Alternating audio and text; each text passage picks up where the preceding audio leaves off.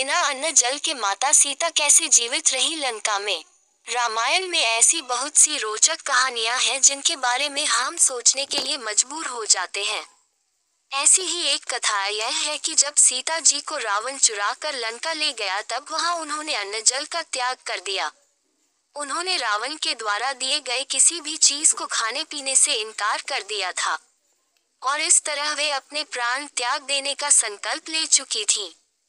लेकिन सवाल यह उठता है कि फिर इतने लंबे समय तक सीता माता लंका के अशोक वाटिका में जीवित कैसे रहीं? बिना अन्न जल ग्रहण किए माता सीता के प्राण की रक्षा कैसे हुई? इस संबंध में एक रोचक कथा है, आइए जानते हैं। रावण छल से माता सीता का किया था अपहरण। सबसे पहले महर्षि वाल्मीकि ने रामायण महाकाव्य को लिखा था। उसके बाद इस रामायण को अनेक कवियों और लेखकों ने अपने अपने ढंग से लिखा। परंतु वाल्मीकि रामायण के बाद जिस रामायण को सबसे ज्यादा प्रसिद्धि मिली है वह है महाकवि तुलसीदास द्वारा रचित श्री रामचरितमानस, जिसे आज भी घर घर में मंदिरों में पढ़ा और पूजा जाता है। रामायण में विष्णु भगवान के अवतार श्री राम और माता लक्ष्मी की अवतार माता सीता की जीवन लीला पर आधारित है। रामायण में यह विस्तार से वर्णन किया गया है कि श्री हरि विष्णु ने क्यों और कैसे इस धरती पर मनुष्य के रूप में जन्म लिया और कैसे दुष्ट दुराचारी रावण का नाश किया। लेकिन क्या आप जानते हैं कि रामायण में अनेक गूढ़ और रहस्यमय बातें भी हैं जो सामान्यतः हम और आप नहीं जानते।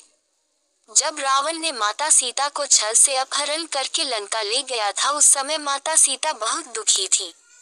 श्री राम के विरह वियोग में उनका हृदय अत्यंत व्याकुल हो रहा था।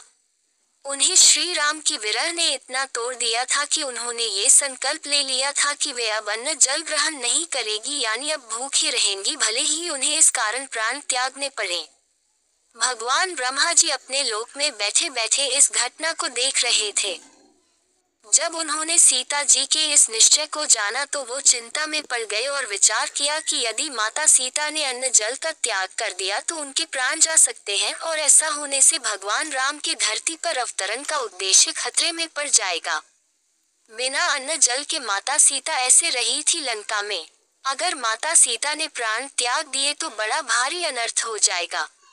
ऐसा सोचकर ब्रह्मा जी ने देवराज इंद्र को अपने पास बुलाकर उन्हें बताया कि हे इंद्र, नियति के अनुसार रावण ने माता सीता का अपहरण कर लिया है, जिसमें ही तीनों लोकों का हित और असुरों को नाश छुपा हुआ है। लेकिन माता सीता ने जिस तरह श्री राम जी के वियोग में अन्न जल का त्याग कर दिया है वह ठीक नहीं है। इसलिए जैसा मैं कह रहा हूँ उसे ध्यान से सुनो और वैसा ही करो। तुम जितना जल्द हो सके लंका पहुँचो। अपने साथ निद्रा देवी को भी साथ ले जाओ ताकि वे वहां पर पहरा देने वाले सभी राक्षस और राक्षसियों को निद्रा निमग्न कर दें। ब्रह्मा जी ने इंद्र को दिव्य खीर सीता माता को खिलाने के लिए दी और कहा कि राक्षसों में से किसी को भी यह मालूम नहीं होना चाहिए कि तुम ये दिव्य खीर सीता को खाने के लिए दे रहे हो। उद्धरण चिन्ह। ब्रह्मा जी से आदेश पाकर देवेंद्र निद्रा देवी के साथ लंकापुरी में पहुंच गए और देवी निद्रा ने अपने प्रभाव से सभी असुरों को सुला दिया।